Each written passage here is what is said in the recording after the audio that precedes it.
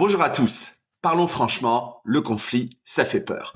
Beaucoup d'équipes veulent à tout prix éviter les tensions, alors elles font quoi? Eh ben, elles se taisent en réunion. Et après, ça critique, ça hurle, ça bitch à la machine à café. Sauf qu'une équipe qui fonctionne vraiment bien, eh bien, c'est une équipe qui ose le conflit. Et du coup, ça tombe bien parce que c'est le deuxième étage du modèle Lancioni.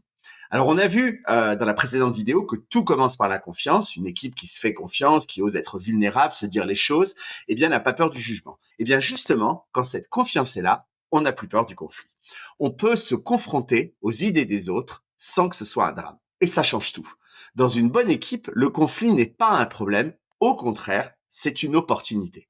On ose le dialogue tout d'abord passionné, sans réserve. Ça veut dire quoi? Ça veut dire que les désaccords sont normaux, voire même nécessaires au sein d'une équipe.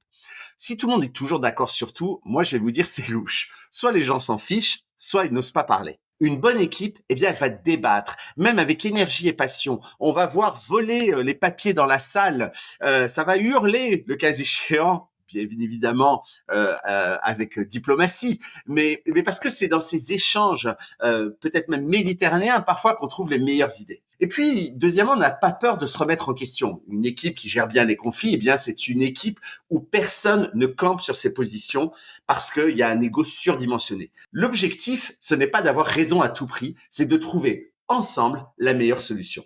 Et ça demande parfois d'accepter que, eh ben ouais, on s'est trompé. Et si un collègue challenge votre idée avec un bon argument, eh bien, au lieu de te braquer, pose-toi la question, est-ce que je suis en train de défendre mon idée ou est-ce que c'est juste mon ego qui parle? Troisième point, quand on n'a pas peur du conflit, eh bien, on parle directement aux gens, pas dans leur dos.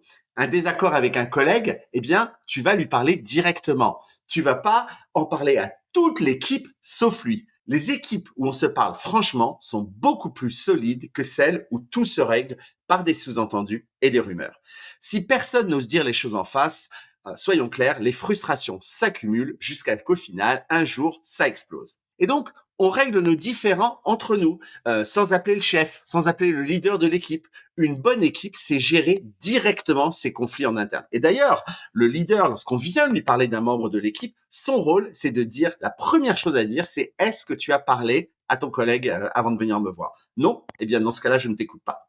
Et donc, si à chaque tension, on doit aller voir le boss pour arbitrer, eh bien, c'est qu'on n'a pas appris à fonctionner ensemble. Donc, l'idée, c'est de savoir poser un problème sur la table, en parler et le régler entre adultes. Et c'est ce qu'on appelle d'ailleurs mettre le poisson sur la table, put the fish on the table. Et ça, je vous promets qu'on va en reparler bientôt.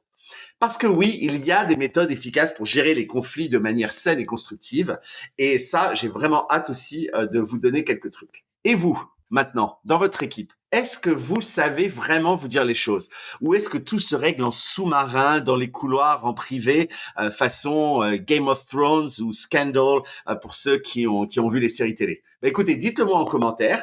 Et puis, on se retrouve très prochainement pour une prochaine vidéo où on va voir l'étape suivante du modèle Lancioni, c'est l'engagement. Parce que si on ne débat pas ouvertement, comment voulez-vous que tout le monde soit au final à fond derrière une décision? Donc, je vous fais confiance, suivez-moi, abonnez-vous et on se retrouve la prochaine fois pour discuter du troisième étage du modèle Lancioni.